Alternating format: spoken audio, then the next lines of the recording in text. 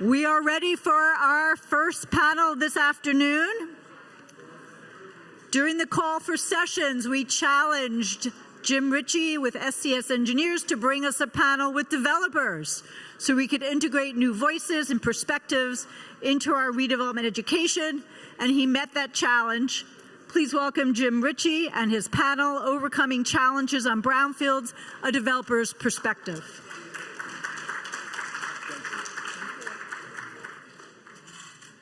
Thank you, Jean, and thanks to everybody for attending. I do want to thank the organizers of the conference, so CALRC, DTSC, EPA Region 9, the City of Carson. Some people in particular, Jean Hammerman, Executive Director, Claire Weston, who's the conference organizer, the CALRC staff. I also want to thank the sponsors who made this all possible, including my company, SCS Engineers. Yeah, and I want to thank you as attendees for coming to this panel. So a health and safety moment. We have exit doors all around. In the event we need to vacate the building, please go to the nearest one, and the meeting would be out in the parking lot. So this presentation is meant to be an information exchange, not only between the panelists, but with you as the audience.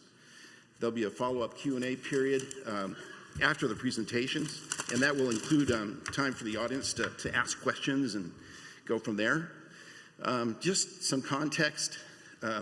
Redevelopment projects, by their nature, include uncertainties and decisions as to managing inherent risks. From project conception to completion, there are myriad decision points and milestones to address. Some of those are project cost, schedule, risk, funding and financing, regulatory certainty or uncertainty, and other things, including today's climate where there are tariffs, supply chain problems, and so on. Our question to the panel is, in the current economic and administrative climate, how do your respective companies approach the challenges that are associated with the current and future projects? And in the case of the City of Carson, how do you make projects or properties manageable and attractive for redevelopment? We have esteemed guests. So Brian Benz with Lennar, Rose Olson with Related, Manasi Chavan with Prologis, and James Nguyen with the City of Carson. So with that, let's get started.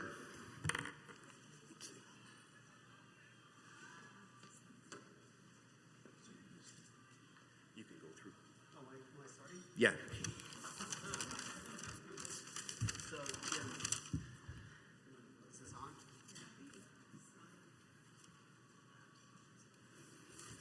How am I doing so far? We good? All right. So, how do we approach? What was the direct question, Jim? How do you approach challenges on the redevelopment front? Well, we approach challenges. On the redevelopment front, specifically of Brownfields, it's interesting. I was speaking with our Vice President of Land Acquisition just before this conference a couple days ago, and he was commenting on 10 years ago, he was worried about our ability to continue to acquire land. Because 10 years ago, we were looking at land that we could develop as a publicly held builder as through a different lens. Brownfield and brownfield reuse was not in our wheelhouse. It wasn't in our radar. It wasn't anything that we would ever consider. In today's environment, Lennar has really focused in on brownfield redevelopment as being a great opportunity for us to jump in and to provide a benefit to the community, provide a benefit to the environment in the form of remediation, provide much needed housing to meet the arena needs of whatever the agency is, and to provide some component of affordable housing, whether it's at affordable or workforce housing pricing, as most brownfield sites are in reuse areas. So how do we approach it, though? We approach it cautiously. As you stated, the determination of cost. Now, not being a nonprofit, also a lot of this morning there's a lot of subject matter regarding funding and getting grants. We are a for-profit agents company, Lennar, so the grants don't apply to us. So we have to use an abundance of caution in our underwriting, in our cost projection. I've come to find out that actually projecting cost for remediation is somewhat like doing a remodel on your home, in that you know you get 3 bids and you add them together, and then you're kind of close. It's pretty much the same with the schedule also. Oh, yeah, I guess I can advance my thanks, Jim. Am I showing a slide? Oh, here we go. It's not moving.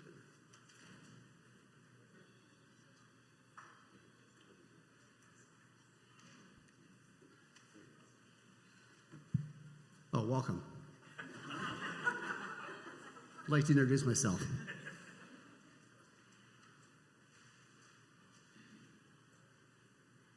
You want me to stop and pass it along? We'll come back, or you want me to go through my whole slide deck here real quick? Okay, I'll make it more abbreviated, team. So feasibility, it is challenging. How do we approach it? I guess the biggest challenge is in determining the amount of delineation and characterization the oversight agency is going to require before they will allow you to advance with a work plan. That process of delineation and characterization can take literally sometimes well over a year, going back and collecting more data, temporal, spatial. Peter Weiner with Cox Castle calls it collect me another rock. You collect me another rock situation. So we do the best that we can, drawing on history, drawing on site levels of contamination, to project what that time and cost would be, and then once we're comfortable with assuming that risk, we move forward with that acquisition and that obligation and to remediate and mitigate. Mitigation is not remediation. So what allows time and money savings at the municipality level? A willingness to collaboratively work towards project approvals with defined processes and timelines. The city of Carson is a great example of just a willingness to move forward and work with the developer. At the oversight agency, I spoke out of turn on that. It's really getting the clarification on what they're going to look for with 2 things. Prior to a work plan being approved, characterization, delineation, and then what are your cleanup goals? Cleanup goals is a moving target, and it's a key component of the end game. So I got slides again, right, Jim? Yep. Maybe I need a slide person here. So this is just a snapshot of three sites that we currently have that we're looking at with the same COC, chemical of concern, different levels of contamination, and then sort of drawing out like the decisions and the changes that have made in arriving what the goals are going to be for the 30-year OM&M and also the cleanup. Actually, I don't have the cleanup on here, but it's the 30-year OM&M obligations. Are you going to do indoor air testing? Yes or no? How long? That part could be a lot more clear. So that also is something we really try to get ironed out. Funding, we're internal funded. Nope, change your slide again. Can't do 2 things at once. Hope you're better at this. Hope that you're better at this. Nope. Feasibility of projects. We're internally funded, no grants. Major challenges, ongoing obligations, excessive investigation, characterization. The new sequence changes don't really impact us much by the time you check all the boxes. And if there's a rezoning, it completely goes out the door. So maybe if there's a pickup of an advantage on a very small percentage of communities that we're looking at that were CEQA exempt with the new changes to CEQA, but we're not really getting a big pickup there. Examples of success, we struggled with Anaheim getting clarification to PCE contamination that was entering the site through a preferential pathway, and it was a long and ongoing investigation and remediation exercise that fortunately we had some tailwinds and we had some revenue lift, and the project ended up being good at the end of the day, but it was absolutely a master's education in everything soil vapor related. City of Carson, some communities we have under development right now up the street, former car dealership, Kia, pretty minor in terms of remediation. We have some UST removals, we have some mitigation with VIMs, and we're providing 32 homes for affordable housing as the affordable housing initiative here in Carson currently.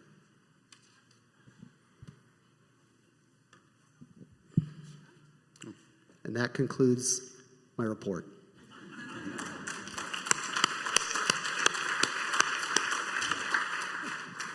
Rose, a question for you. Sure. What do you do early in the process to avoid hiccups? Yeah, I mean, I think we've learned, and I'll talk about this a little bit, my role on the development side is representing those of us who do 100% affordable housing as our primary, day job. So I think we've learned, really understanding, what kind of environmental studies you need to do at what stage, how much analysis you need to do in order to sort of map out your path and your timeline. So, phase one's obvious, but like the phase two, we're getting more and more input about what types of testing do we want to do in the phase two, working with the consultant, the number of borings or, wells, whatever it might be. Where are we characterizing it? Are we trying to pinpoint an off-site source versus on-site? So I think we're getting more sophisticated about understanding as early as we can and as early as we have the funds for to get a sense of what that site is going to take. Is it going to be a simple process? Is it going to be something more involved? Is it going to be mitigation, remediation? The earlier we understand this now, it helps us navigate our funding cycles and ultimately get our projects funded and closed. So we are by necessity getting much more sophisticated than we have had to be in the past about getting an early understanding. Yeah, thank you. No problem. Should I You ready to roll? Roll. So good afternoon. Rose Olson, I am a Senior Vice President with Related California.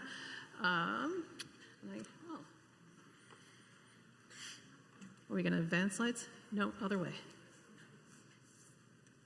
Fantastic. Thank you so much. So as I said, my perspective is on the side of affordable housing, and Related California is a very active developer of multifamily housing across the state of California. We do actually the full range of housing, so market rate, affordable, mixed income, tiny projects of 50 units up to thousands of units, and I'm on what we call the tax credit or LIHTC side. So I work in our division that builds 100% affordable housing using tax credits and using other public funding sources. So we'll keep going.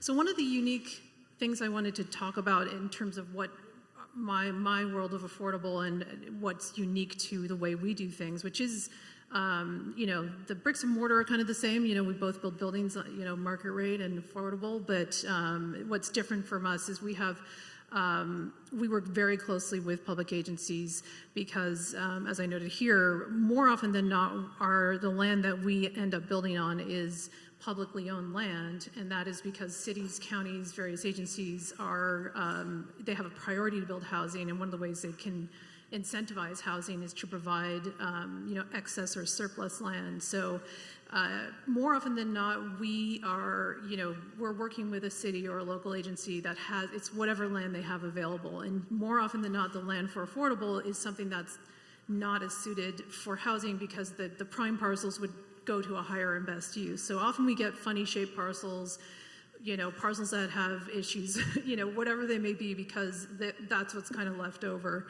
And so we get the land more often than not. It's just as is. So we get it, whatever condition it is. We don't often, we're not going out and necessarily getting our choice of parcels. We're getting what the public agencies have available. And as I mentioned at the outset, our funding is a unique process. So we compete for public funds in order to pay for the affordable housing, and they come out in sort of annual, notice of funding availability rounds. And so we have to time our due diligence and our construction cycle with the funding cycles. And the funding cycles will often want you to come ready when you apply for money with your environmental studies done. So even if you just tied up the site and you're going to apply for $30 million or $20 million to build your building, they want to see your phase one done. They want to see your phase two, and the phase two can be very expensive. So you may be coming out of pocket quite a bit of money very, very early on, not knowing if you have a deal that's even going to get financed. So that's something we just have to kind of navigate. And then timing-wise, our funding comes with ticking clocks, I like to call them. So they'll say, great, here's your grant or loan, and here's maybe some tax credits, but you have to commit to starting construction in a certain time frame. So we're going to give you the money, but you have to start. And if you don't start, we're going to penalize you severely. So that creates as you can see, a conflict with, especially if you're going through a regulatory review process that you don't fully control. You can get into trouble if you have a bucket of money that's going to expire at a certain time. So that's something we also have to navigate. And then last but not least, we are a developer. We bring in a tax credit equity investor, and we have lenders as well. So like any other, a developer, we have lenders and investors who are in our project with us, and they too have to be satisfied that we have got the site to a point where it's, safe and ready to build housing on. So it's all part and parcel of what we're doing. Next.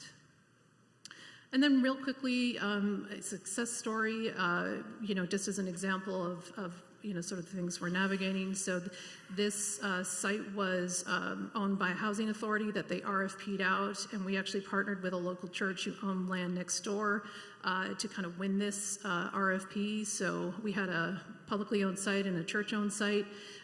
We had to deal with kind of two sets of issues, lead and soil that had to be removed or capped, and then we had some vapor issues as well. So as we were applying for 9% credits and funding, we were dealing with two different oversight agencies. So the county was overseeing the lead and soil removal, and then the Regional Water Quality Control Board was reviewing the vapor system that we ended up installing a VIM system, which Jim assisted us with. So it's managing two different activities, two different oversight agencies, and then at the same time applying for the funding, and then making sure you're going to get through all of those in time to start construction. So in the end, I'm going to next slide, was successful, and there it is, the built building. And then, just to touch on some things I said, we're getting very adept at due diligence and becoming much more sophisticated as we encounter sites that just have a whole variety of issues. And then because all of our projects are essentially public-private partnerships, we really have to work closely. Whoever our public agency partner is, we have to communicate with them very closely, because they may say, look, here, I gave you an acre, I want 100 units. I want it in, on this time frame, and you have to say, well, that's good, but we, the acre has this, and this, so we have to figure out what we're going to do and how we're going to, navigate getting this site ready to be developed. And so there's this tension between, let's get some housing built, and then at the same time, we have to just get to a point where it's safe and decent and, it's habitable. So, that was it. Great. Thank you, Rose. So, Manasi, a question for you. How do you find properties? What are you looking for when you're looking for properties? I don't go around looking for properties. We have in-house teams that work with mostly brokers. It's mostly through broker relations that they find properties. Sometimes we get properties, through consultants. Rarely, they work with other owners, and they're trying to, especially because Prologis does not shy away from complicated properties. We sort of thrive on those sometimes, because that's all that's really left infill in the areas that we want to be in. So we get properties, that not normal, but like other developers wouldn't want to touch because of, complicated environmental history and whatnot. So we tend to take those on. And so sometimes we get them through consultants who are working with owners who are trying to sell properties, but usually through existing broker relations. We leverage our tenant relations, sometimes buying, doing some sale leasebacks, or we know exactly which areas we want to be in. And so we, kind of target those areas and the brokers, and we work through them. We do know that Prologis isn't afraid of remediation projects. Yeah, I've probably worked with half the consultants in this room, myself included. So I'll get going with this. Please. Few slides that I have. I'm Manasi Chavan. I'm in-house environmental at Prologis. Just the fact that we have an in-house environmental department just, tells you that, we know what we're doing. We've been doing this for a while. We take on brownfield sites all the time and try to, develop them and clean them up first, and then develop them into, for the most part, logistics centers. That's our bread and butter. We are, doing other stuff as well now, but that's basically what we build. So I just wanted to present an example of a recent site that I've been working on. Go to the next one, actually. I'm going to talk about some of the obstacles here. This is a site in Southern California that we've been working on. It is it was owned by a former refinery, and they used to dispose petroleum waste at this site, so it's basically a waste disposal site. And because of that, we have multiple contaminants of concern here. It's, TPH, volatile organic compounds. We have semi-volatiles, we have metals, we have asbestos here. So it's not a simple site. There's a lot of different contaminants of concerns going on here. It is under the Water Board's jurisdiction. This is all public knowledge, by the way, so you can go look it up if you want, if you recognize the site. It is subject to, obviously, the 9249 resolution by Water Board, which, makes it a little bit even more challenging because, they want us to clean it up to the background conditions to the extent feasible. In this case, it's just not possible. There are multiple stakeholders at this site. Obviously, the Water Board is involved. We also have several city officials, city departments to try and develop this site. We have the air quality district because of the asbestos contamination. We also have railroads adjacent. We have pipeline operators. So we have several stakeholders that we are trying to work with at the same time. So a lot going on here. And then, our goal as, to develop this site was obviously to complete site remediation that meets the 9249 resolution. We wanted to select a technology that's obviously not cost prohibitive to us, but also making sure that, we can clean up the site and protect human health in the future and obviously get case closure. A lot of our tenants are very sophisticated and they want to make sure that, they see some sort of active remediation, mitigation. So we want to develop sites that are 100% obviously habitable and safe for human occupancy. And we wanted to obviously limit our liability as well. So we wanted to make sure we got some protections there as well. So some of the strategies that we kind of went with going in, we've been doing this for so long. Our due diligence is pretty extensive. We know going in, or we try to know going in what we're getting into. It's not always successful. This site has been laying like this for a while, even in our portfolio. So what we kind of estimated back when we first got the site, I want to say close to a decade ago, is not what we're doing right now. It's costing us a lot more money than what we initially thought. It's costing us a lot of time, and the strategy has completely changed because resolutions have changed with agencies. So the first thing we wanted to do was, try and get into a CALRC agreement with the Water Board. Wanted to limit our liability here, get some protections, and then we really wanted to engage, in this case, the Water Board. Right from the beginning, and come to an agreement on the remediation technology that we would want to select. So even at the assessment stage, the feasibility study stage, we were in constant communication up front that this is the way we want to go. And the technology that we wanted to use here that was turning out to be the most feasible for a lot of reasons was, in situ and ex situ stabilization, solidification of all these compounds. There's a lot of different contaminants so it's not just, we couldn't just do an SVE or a simple dig and haul, which would be very expensive. This greenhouse gas emission increase, carbon footprint increase, which is something Prologis is very conscious about. And there's a lot of reasons that would not have worked. And so we went with that technology of ex situ and in situ stabilization, and for the Water Board to buy into that, we were working with them from the get-go. This is what we're trying to do, and that, we engaged in those conversations with the case manager, but also the management right up front, and that kind of helped us avoid a lot of back and forth later on in terms of, the review timing, because again, this site was already sitting idle for so long, and we really wanted to develop it ASAP. But we knew that the review times could be long, and just the fact that we could engage them right, constantly as we were doing assessments and feasibility studies, that helped us kind of avoid that back and forth a lot. And some of the success that we've had is that obviously we were able to, get into a CALRC agreement with them, but also we are at a stage now. I want to say in less than 2 years, and that's saying something considering the complication of the site. that we are at a point where a response plan is almost approved, and we did not go through a lot of back and forth on the actual plan because of the initial sort of conversation that we had going with the water board up front. I just have some slides here showing some of the technology, but that's all I got. Thank you. Thanks, Manasi. Yeah.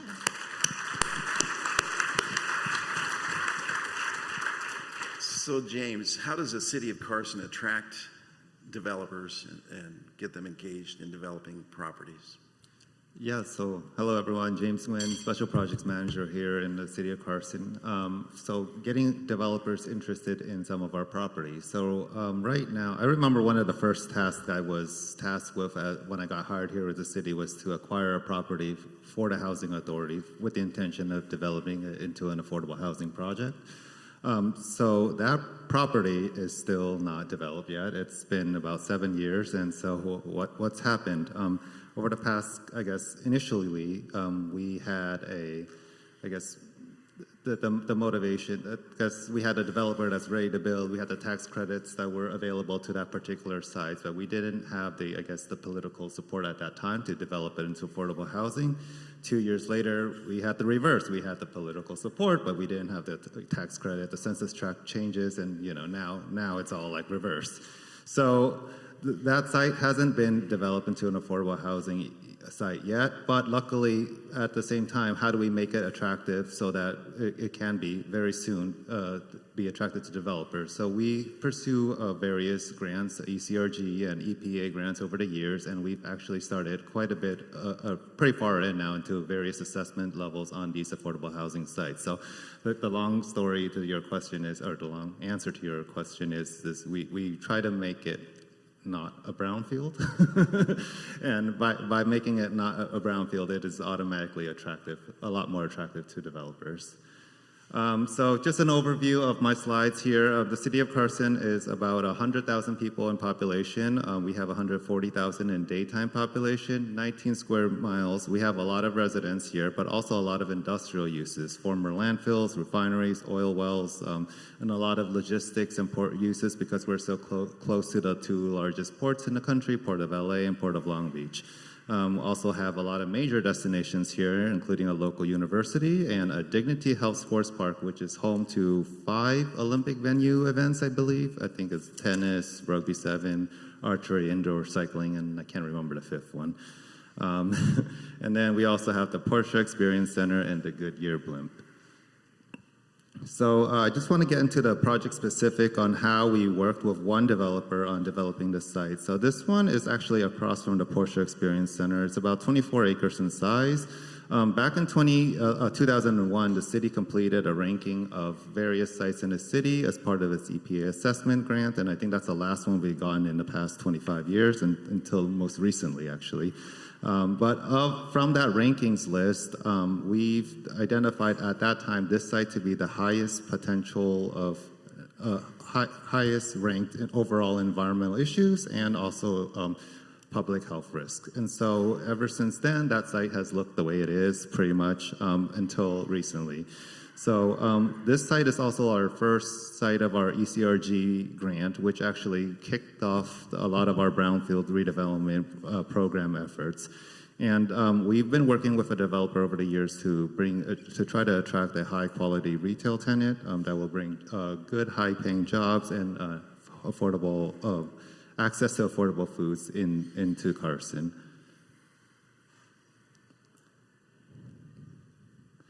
And so how have we been working with the developer, and how have we been making the project closer and closer to reality? So it's a matter of, I guess, capital stacking, right? So we started with ECRG round 1. We applied again in ECRG round 2, and most recently we've received a couple more funds from the EPA, potentially to be used on this site. But the goal is really to get the end use, the high quality retail grocery stores. There's certain criteria that we defined in our economic development benefit agreement as to what that is. It's not a discount retail. It's a use that would not have been otherwise there without our incentives. So there's going to be a couple of layering of funds that is to be undetermined.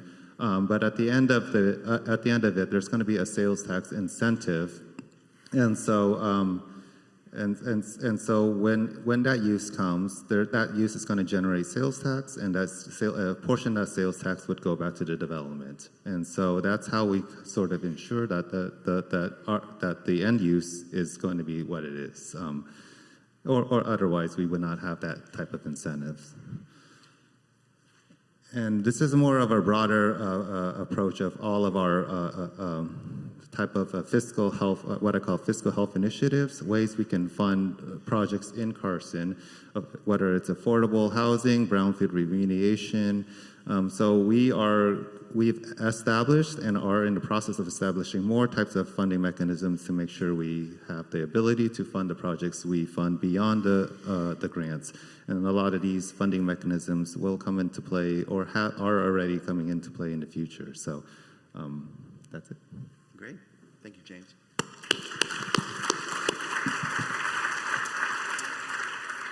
So a question for all the panelists, and it can start with anybody, but what special things do you do for community engagement and community buy-in on your projects? I can kick it off. I mean, we are doing engagement primarily on the affordable housing aspect, right? Because there's often a lot of concern about affordable housing, so it's not necessarily driven by the environmental conditions, but we do. It depends on what it is, but we work very closely with the local community, and then more often than not, we have a nonprofit partner in our ownership who works with us on a given project, and we work with a lot of local nonprofits, and so we really rely a lot on our partners and our local partners to bring in stakeholders and to kind of guide us about what specific issues are of concern to the community beyond. Sometimes it's just about density and parking. Those are kind of the common concerns folks have. This process, sort of the environmental side of things, doesn't often come up in what we do. More of the outreach on that side is, as I said, it's really educating our funding partners and whoever our seller is on the land side. It's educating them about what is going on in the pre-development phase to really get the site to the point where it's going to be developed, and that's often just frequent meetings and conversations. So. James, Monesi, I'm sorry. For us, I mean, it comes up pretty often, and a lot of times we'll have like city open house sort of where people come to us, we present what we're doing, and we present, address any concerns at the time. So it happens quite often on our sites, and it's open communication. We don't hide anything. Most of our stuff is working with agencies, so it gets publicly available. Sometimes it goes well, sometimes it doesn't. So yeah.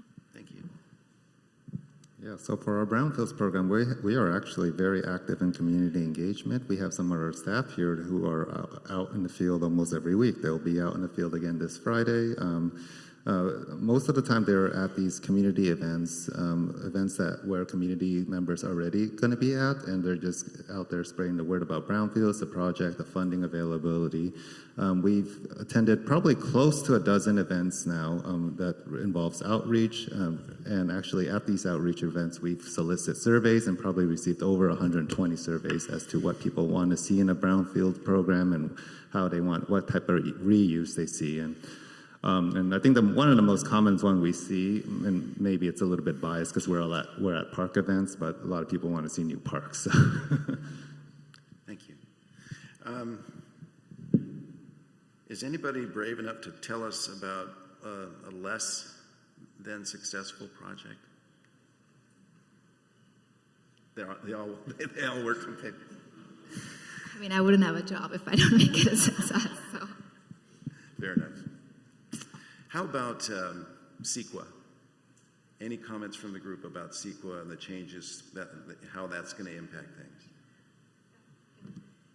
I mean, in the affordable world, there's just been transformation over the past 5-7 years on CEQA for what we do.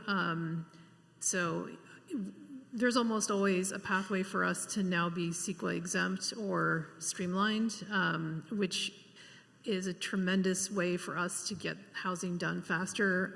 You know, the CEQA risk that we look at with a given site is something we look at really early on, but now it's, there are so many state laws that, especially if you're already providing affordable housing, it's different if you're on a market rate side, but if you're already doing affordable housing, the gates are open. We now can get entitled and approved and through CEQA in a matter of months, where before could be, you know, years. And that's fantastic. It gets us ready to start that much sooner.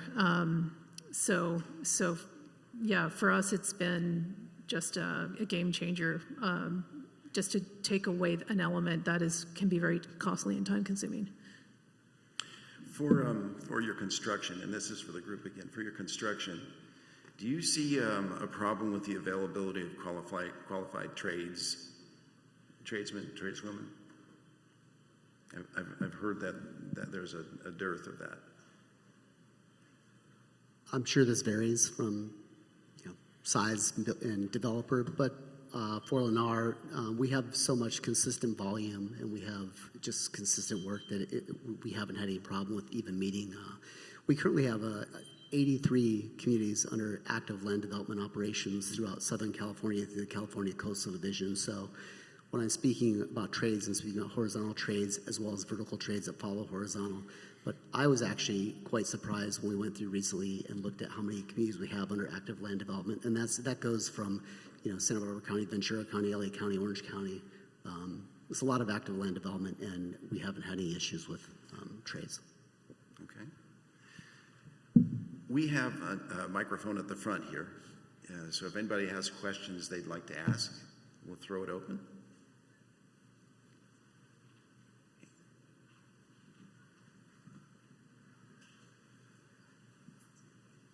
Hi. This is for the young man from Lennar.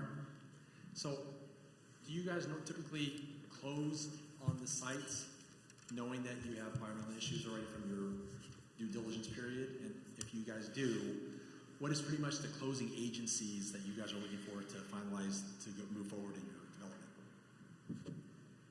development? Great question. We absolutely will close on sites that have environmental issues if we're comfortable that we understand the site condition enough and the time and the cost related to. So the second part of your question, in terms of do we prefer DTSC over water board as the Which agencies are usually the ones that are the longest in your experience so far to finalize and get your final no further action or whatever? It's a three-way tie. I don't know if we should be answering those questions. The regulators are here. That's a good answer. Yeah, I'm not going to. It's pretty much the same. Thank you for those compelling questions.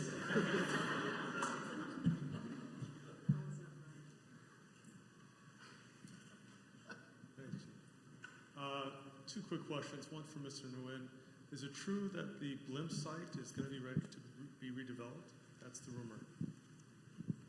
Yeah, I hear a rumor too.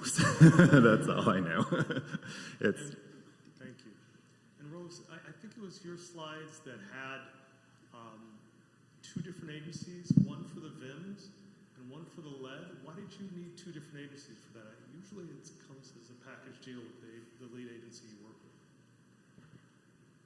Yeah, I'm trying to remember because this was now, I want to say 4 years ago, but I think it was that the Housing Authority owned the property and they had engaged a consultant and started to work with the county on the lead and soil.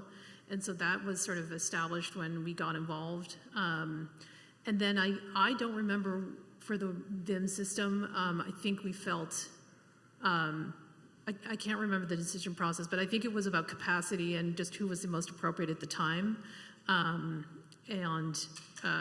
Yeah, I'm a little fuzzy on exactly why, but I think it was to do with like what we felt was going to be a timely review. And in this case, the water board actually worked with us really well, and we got through, it was a bit of a nail biter to get it all done, but we had both of them sort of reviewing in parallel for different things, and it worked out okay, but it was, a little bit, as you said, maybe a little bit unusual that it ended up working that way.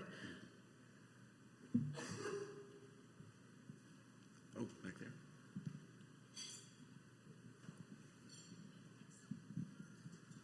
Hi. How extensive is your due diligence process with respect to oil wells on the property versus other types of contaminants that might be in the soil?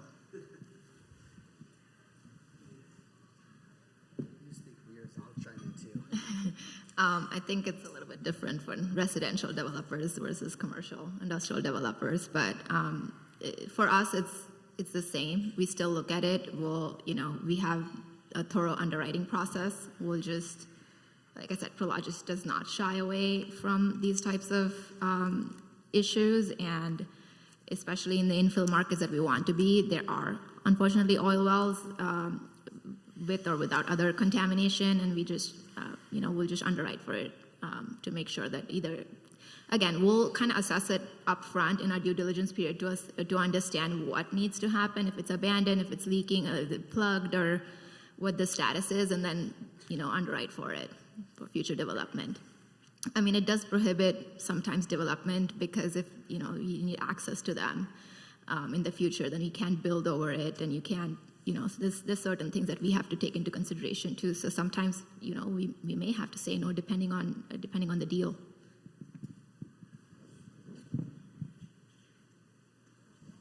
I've got another question. Oh, I'm sorry. If that's satisfying, I'll stay quiet. No, please. Just looking away. Yeah, I think the direct answer from my perspective is absolutely common for us to spend several $100,000 by the time we go through proper environmental characterization. And if there's additional biological investigation that needs to be done, it's in that neighborhood, especially for infills. Okay. Question in terms of mitigation with ongoing obligations versus upfront remediation.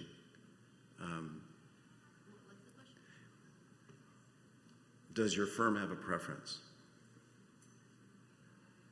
Between what? Mitigation and ongoing obligations or complete remediation? I've never had the option of choosing one or the other, to be honest with you. I'd love that option. I always get stuck with mitigation and ongoing OM&M for some reason. Does that exist somewhere, that option? Yeah, for most of my sites, it's both. Typically, it's mitigation with some sort of preventative barrier or something, and then in conjunction with active remediation for the most part. It's both and. It's both, yeah. It's both for the most part. OM&M. Yeah, I mean that's forever, basically, or for a long time. I don't want to say forever, but there are instances when we'll preventatively put in mitigation systems without the need to have to do active remediation.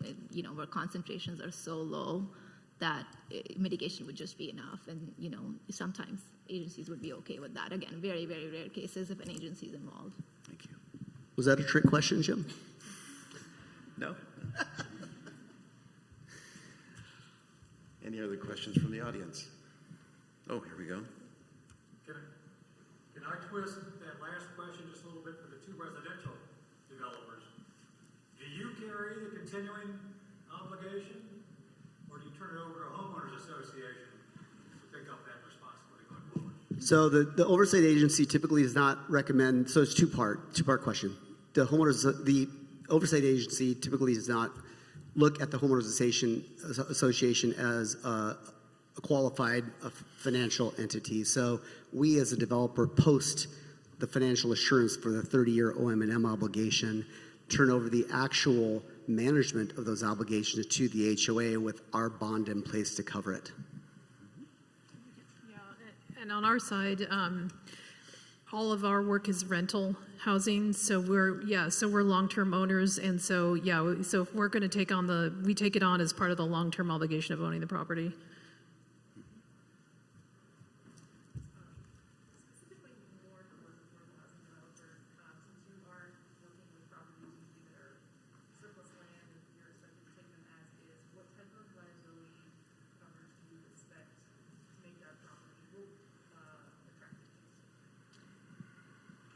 I mean, I think the question, I don't know if you heard it, but I think it was because we're getting the properties as is, and then sort of what are we expecting on the liability side in terms of asking for or demanding or getting. I mean, it's really case by case. We obviously, you know, if we're going to take on the ownership of the land, don't want any liability for what happened before our time. So it's hotly negotiated sometimes. We often use ground lease structures as well, where we will ground lease, but not take the fee ownership of the land. And then, you know, yeah, we definitely don't want to take on something that was, you know, something we didn't cause or, you know, happened before we stepped into the shoes, it's a lot of why we spend time trying to understand that early on so it doesn't become an issue later. But for the most part, we've been able to get the sites we have to a point where everyone, like, we're comfortable, our lenders and investors are comfortable, but it is a sticky issue for sure.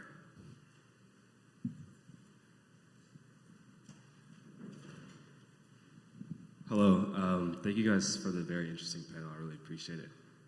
You guys mentioned how cleanup goals and funding cycles shift a lot with early characterization.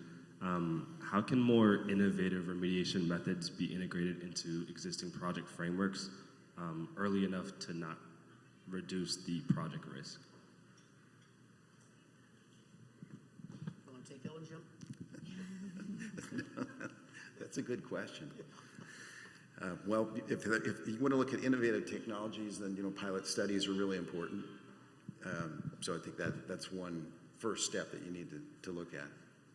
Certainly there are innovative technologies available, and I know there are more on the horizon, but I don't know that anybody would want to do that you know, with an unproven technology, for sure. And the trouble with some of the newer technologies are innovative, not necessarily newer, but it's hard to sometimes buy the regulatory buy-in. So to make that call up front. Yeah. Thank you again. Thank you very much for the panel and the presentations. Similar related question. For emerging contaminants that aren't yet regulated, but may be regulated relatively soon, I'm thinking of things like perfluorinateds and PFAS. If you're going to sit on land for a while to develop, how do you deal with that as a potential forthcoming liability? For us, there's a big push to not let properties sit for a while, so that's how we're tackling that. You know, emerging contaminants are always going to be there. PFAS is just one of the things. Who knows what's going to be next? But like I said, we're really trying to not let our properties sit idle for as long as we have been in the past, and that's just not because of that. Like, regulatory framework changes. There's a lot of reasons for that. So that's one way to handle it. It's really hard to, even with PFAS, you know, with the technologies and like the cleanup goal uncertainty, and it's hard to budget for those. Good question. No answer. There's two things that you can do. That one, in my opinion, is to enter into an agreement with the oversight agency. It was mentioned here today earlier. I can't remember who mentioned it. A CLARA agreement, California Land Reuse and Recovery Agreement, Act agreement, which provides you some level of protection against emerging contaminants. Additionally, you can get PLL insurance on top of that, which you should do if you have any concern regarding emerging contaminants. So those are two layers of additional protection. Not saying it's an absolute, you know, coverage, but it is something you can do, and we do. I will say that it's getting really hard to get into CLARA agreements with agencies, though. For us, anyways. Hi, Greg Schaefer at DTSC, one of the regulatory plants that you were concerned about earlier. I have a question for you. You know, working at DTSC, you know, I understand, you know, we're not fast, we're not cheap, and coming from the redevelopment perspective, time and money, right? Those are the big constraints. So I'd like to understand, or at least hear your perspectives on what your what value you see regulatory oversight providing on your projects.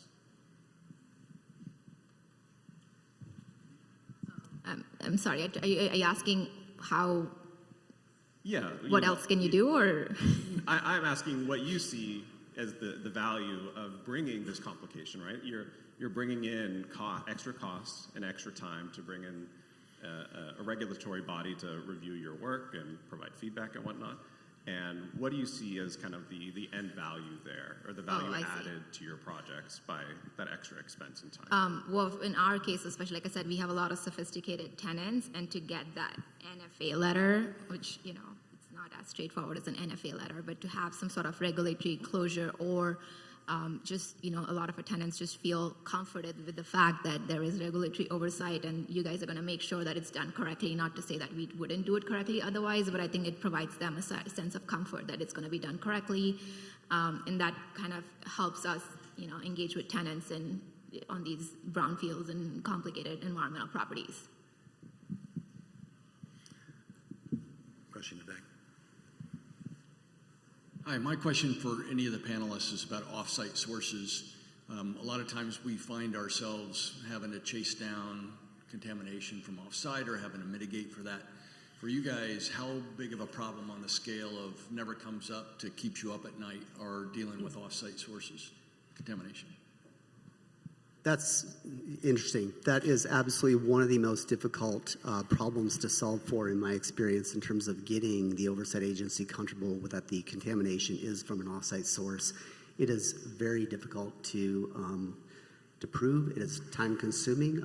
There are multiple preferential pathways available to, especially specific to soil gas vapors when you're doing infill. Due to the presence of utilities that go throughout that site and adjacent to that site that you're potentially looking at. So it comes up more often than I would like it to, and it does involve a little more time and cost in terms of additional investigation to get to where everyone is comfortable that it is indeed an off-site source.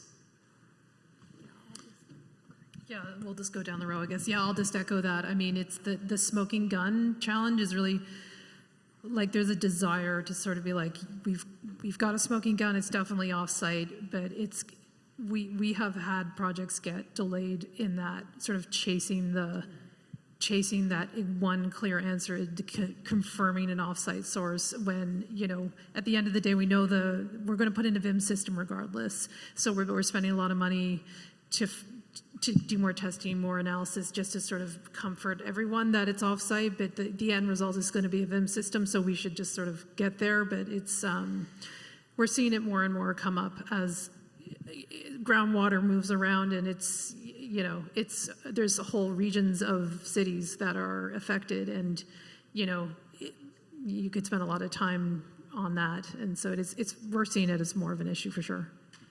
I don't have much to add, but like she said, it's the same. We're putting vapor barrier WIMs on most of our properties these days that have not been developed anyways. So it's kind of a moot point, but yes, proving to the edge that it is an offsite, so there's nothing we can really do. It does take a lot of time and cost, and I think it's even harder for existing properties when that comes up, when we already have a building in there, and, you know, we don't want to be putting in a WIMS or anything like that, but you know, to go that extra route of doing indoor air testing and with existing tenants just turns out to be very, very difficult. Are there any circumstances where you would pursue something in a self-directed manner instead of going to an agency? We do that very often. In cases where, you know, it's just very low level of concentration of contaminants, there is no oversight agency. We sort of preventatively do a lot of mitigation for the most part, or if it's just a small remediation, then we would do it without agency oversight. Again, it depends on the project. It depends on how fast we want things to be done, because, you know, sometimes regulators, and depending on the tenant who's going to be there or who's already there as well, because some tenants do want the regulatory oversight. So it's on a case-by-case basis. But yeah, we do preventative mitigation, remediation without regulatory oversight. Thank you. James, this is for you. How do you deal with recalcitrant property owners? Can you repeat that? Recalcitrant property owners? What? Recalcitrant? Stubborn? Stubborn, yeah. I was like, I don't know that word. We just move on to the next one. Our approach is it's citywide, right? There's so many properties. If you're not gonna, be interested in us, I don't want to climb that mountain. There's many other mountains, so I'll just go on to the next one. There's thousands of parcels here. Thank you. Anybody else? No? Okay. All right, with 4 minutes left of the session, my question is for Rose. So because you deal with LIHTC funding, there are a lot of regulators here in the room. What would you want a regulator to know, like an environmental oversight regulator to know about LIHTC funding? It's my understanding that you do have very specific timelines in which if you don't meet certain milestones, you will lose your funding. And so can you tell us a little bit about that and how the environmental process can fit in a little bit better? Yeah, no, that is, as I said, that's one of the hardest things for us because you're matching a process that has very specific timeframes, which is the tax credit application process and the environmental oversight review process, which can be open-ended or seemingly open-ended, or so. Really, what I think for what folks need to understand is we apply for both money from the state. Usually loans from HCD, the Housing and Community Development, and then tax credits, 9%, 4% tax credits. There's only so many applications a year. So if you miss a round, you have to wait and apply in the next round. So part of it is more time means you're missing a kick at the can, and every round is extremely competitive. So, the time aspect of it just costs you the ability just to get the money. And then the tax credit program now for 4% and 9%, once you get the award of tax credits, they come with a timeline that you must close construction financing. Otherwise, they will penalize you and essentially recapture the funds. And so even when you're applying for the credits, if you think you're going to win, you're going to get them.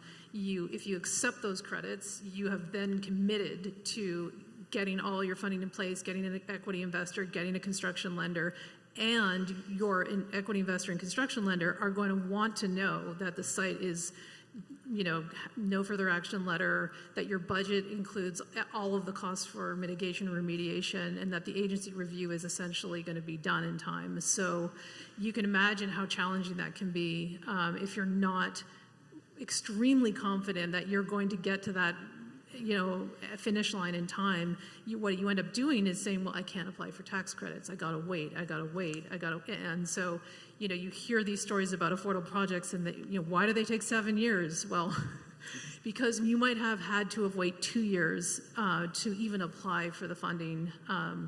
So it is, to the extent we can make it a knowable time frame, that would be huge. And also just understanding the pressures that we're under, and the reason why we jump up and down and act crazy is for very specific reasons. Wrap up. I want to say thank you to all the panelists. You did a great job. And thanks to the audience for your questions and for attending. Thank you for having us.